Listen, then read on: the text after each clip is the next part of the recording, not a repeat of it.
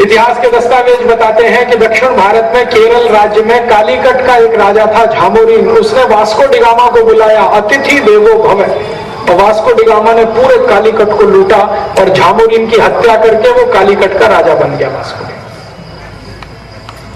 इतिहास के दस्तावेज बताते हैं कि गुजरात में सोमनाथ के राजा ने महमूद गजनवी को बुलाया, अतिथि देवो भव, और महमूद गजनवी ने सोमनाथ के राजा की हत्या की और मंदिर को लूटकर 17 साल लगातार संपत्ति ले जाता रहा।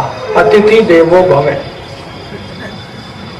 हमको ये मालूम ही नहीं है कि अतिथि लुच्चे होते हैं, लफंगे होते हैं, लंपट होते हैं, बलात्कारी होते हैं, लुटेरे होते हैं, डाकू होते हैं। हम मानते रहे कि अतिथि तो देवता होते हैं, होते थे सतयुग में, कलयुग में नहीं।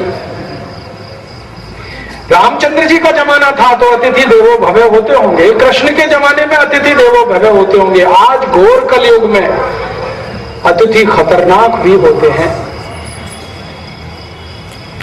और हम अगर ये समझ पाते तो शायद अंग्रेज हमको लूट नहीं पाते और मुगल राजाओं की सल्तनत इस देश में चल नहीं पाती। क्योंकि हम ये समझ नहीं पाए कि अतिथि भी लुटेरे होते हैं, डाकू होते हैं, चोर लुच्चे लफंगे होते हैं। हमने हर अतिथि को आने दिया और लूट कर ले जाने दिया और ये सिलसिला चलता रहा लगभग 10वीं शताब्दी से लेकर 1947 तक।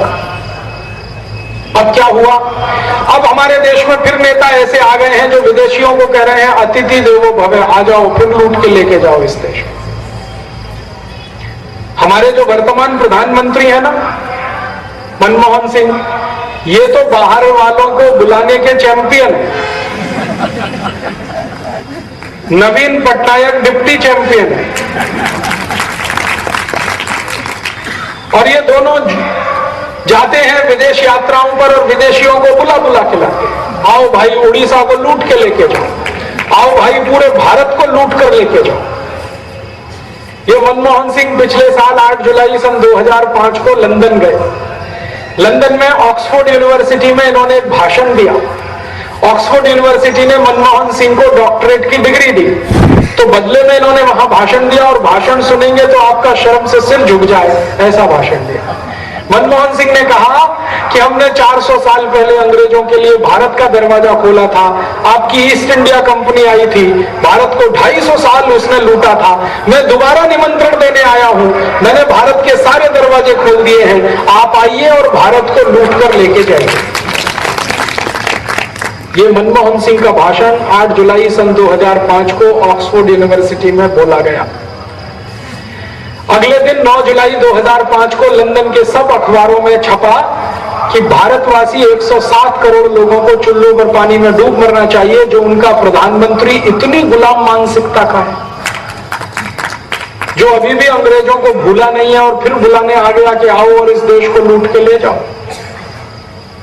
और आप जानते हैं कि ये व्यक्ति जब से प्रधानमंत्री बना है तब से हर क्षेत्र इसने विदेशियों की लूट के लिए खोल दिया है। भारत में आइए, कोई भी क्षेत्र में लूटने के लिए आपका स्वागत है। तो अब परिणाम क्या हुआ? ये व्यक्ति जो आज भारत का प्रधानमंत्री है, यही व्यक्ति लगभग 5-6 साल तक वित्त मंत्री भी रहा इस देश का। 1991 से 96 तक इसने भरपूर मात्रा में विदेशी कंपनियों को बुलाया। फिर इसके बाद जितने भी वित्त मंत्री आए उन्होंने भी इसी के रास्ते पर चलने का काम किया। यशवंत सिन्हा आए, उन्होंने भी विदेशियों को बुलाना शुरू किया लूट करवाने के लिए। तो पिछले 10-12 वर्षों से इस देश में नीति चला दी है, उसका नाम है ग्लोबलाइजेशन, लिबरलाइजेशन, प्राइवेटाइजेशन, और उसमें विदेशियों को बुला रहे हैं लूट लूट के लेके जाओ, सारे दरवाजे खोल दिए हैं लूट के। और कितनी बड़ी लूट हो रही है इस देश की, कुछ उदाहरण आपको देता हूं ताजा ताजा। अभी थोड़े दिन पहले आपने देखा भारत के हवाई जहाज जहां उतरते हैं और जहां से चढ़ते हैं, हवाई अड्डों को लूट करने के लिए विदेशियों को खोल दिया है। दिल्ली का हवाई अड्डा और बंबई का हवाई अड्डा दोनों विदेशी कंपनियों को लूटने के लिए दे दिया है। आप जानते हैं ये 2 हवाई अड्डों के पास 44,000 एकड़ जमीन है। आप जरा ध्यान से सुनना, दिल्ली हवाई अड्डा और मुंबई हवाई अड्डा दोनों के पास 44,000 एकड़ जमीन है और 1 एकड़ जमीन की कीमत 2 करोड़ रुपए है। माने दोनों हवाई अड्डों के पास लगभग 90 से 95 हजार करोड़ रुपए की जमीन है और इन दोनों हवाई अड्डों को विदेशी कंपनियों को मात्र 5,500 करोड़ रुपए में दे दिया है। ऐसे लूटने के लिए इस देश को खोल दिया।